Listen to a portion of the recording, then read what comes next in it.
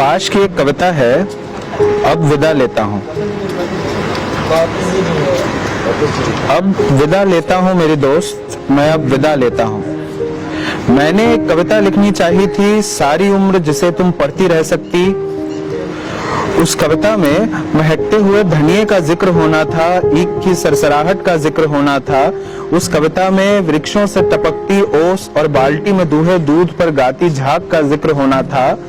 और जो कुछ भी मैंने तुम्हारे जिस्म में देखा, उस सब कुछ का जिक्र होना था। उस कविता में मेरे हाथों की सख्ती को मुस्कुराना था, मेरी जांघों की मछलियों को तैरना था और मेरी छाती के बालों के नर्म शाल में से स्निग्धता की लपटें उठनी थी। उस कविता में तेरे लिए, मेरे लिए और जिंदगी के सभी रिश्तों के लिए बहुत कुछ होना था मेरी दोस्त। लेकिन बहुत ही बेस्वाद है दुनिया के सुलझे हुए नक्शे से निपटना। लेकिन बहुत ही बेस्वाद है दुनिया के सुलझे हुए नक्शे से निपटना।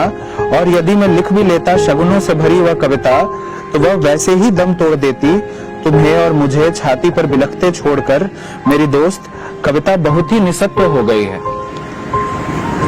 जबकि हथियारों के नाखून बुरी तरह बढ़ आए हैं और अब हर तरह की कविता से पहले हथियारों के खिलाफ युद्ध करना जरूरी हो गया है।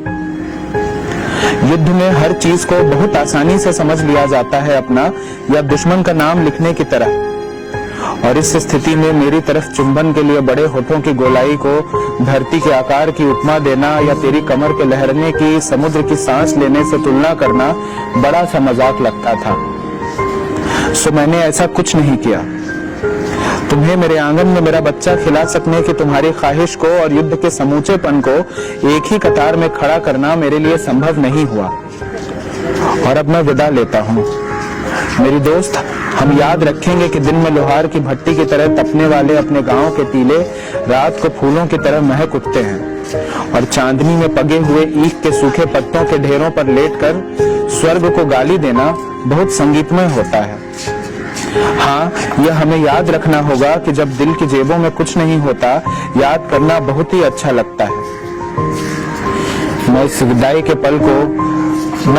के पल शुक्रिया कहना चाहता हूँ उन सभी हसीन चीजों का जो हमारे मिलन पर तंबू की तरह तनती रही और उन आम जगहों का जो हमारे मिलने से हसीन हो गईं।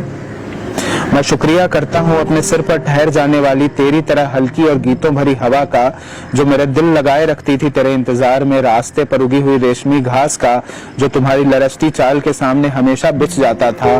टीलों से उतरी कपास का, जिसने कभी भी कोई उज्र न किया और हमेशा मुस्कुरा कर हमारे लिए सेज बन गई। गन्नों पर तैनात टिड्डियों का, जिन्होंने आने जाने वालों की भनक रखी। जवान हुए गेहूं की बालियों का, जो हम बैठे हुए न सही लेटे हुए तो हमें ढकती रही। मैं शुक्रगुजार हूँ सरसों के नन्हे फूलों का, जिन्होंने कई बार मुझे अवसर दिया तेरे केशों से पराग केसर झाड़ने का। मैं आदमी हूँ, बहुत कुछ छोटा छोटा जोड़कर बना हूँ। और उन सभी चीजों के लिए जिन्होंने मुझे बिखर जाने से बचाए रखा, मेरे पास आभार है। मैं शुक्रिया कहना चाहता हूँ। प्यार करना बहुत ही सहज है, जैसे कि जुल्म को झेलते हुए खुद को लड़ाई के लिए तैयार करना, या जैसे गुप्तवास में लगी गोली से किसी गुफा में पड़े रहकर जख्म के भरने के दिन की कोई कल्पना करे। प्यार करना और लड़ सकना जीने पर ईमान ले आना मेरी दोस्त, यही होता है धूप की तरह धरती पर खिल जाना और फिर आलिंगन में सिमट जाना, बारूद की तरह भड़क उठना और चारों दिशाओं में गूंज जाना। जीने का यही सलीका होता है। प्यार करना और जीना उन्हें कभी नहीं आएगा जिन्हें जिंदगी ने बनिया बना दिया। जिस्म का रिश्ता समझ सकना, खुशी और नफरत में कभी भी लकीर न खींचना, जिंदगी के फैले हुए आकार पर फिदा होना, सहम को चीर कर मिलना और विदा होना बड़ी शूरवीरता का काम होता है मेरी दोस्त। मैं अब विदा लेता हूँ। तू भूल जाना मैंने तुम्हें किस तरह पलकों में पाल कर जवान किया, कि मेरी नजरों ने क्या कुछ नहीं किया तेरे नक्शों की धार बांधने में, कि मेरे चुंबनों ने कितना खूबसूरत कर दिया तेरा चेहरा, कि मेरे आलिंगनों ने तेरे मोम जैसे बदन कैसे सांचे में डाला। तू यह सभी भूल जाना मेरी दोस्त, तू यह सभी भूल जाना, सिवाय इसके कि मुझे जीने की बहुत इच्छा थी, कि मैं गले तक जिंदगी में डूबना चाहता था। मेरे भी हिस्से का जी लेना मेरे दोस्त, मेरे भी हिस्से का जी लेना।